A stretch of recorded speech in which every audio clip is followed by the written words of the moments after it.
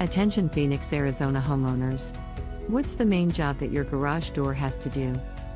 Open and close, right? And that takes an opener. Without a functioning opener, garage doors stay closed. Or open. Or halfway open. Sometimes it's obvious when an opener is damaged.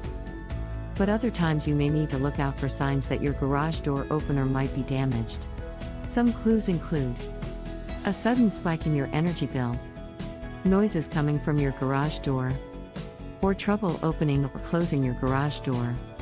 We repair and, if needed, install new garage door openers. Check out our website. We also have special offers available. If your garage door opener is damaged beyond repair, call Affordable Garage Door and Opener Repair for a garage door opener installation. We can install a brand new garage door opener, so you can open and close your garage door without disruption. Expert and honest garage door service makes a world of difference. Call Affordable Garage Door today at 602-672-1418.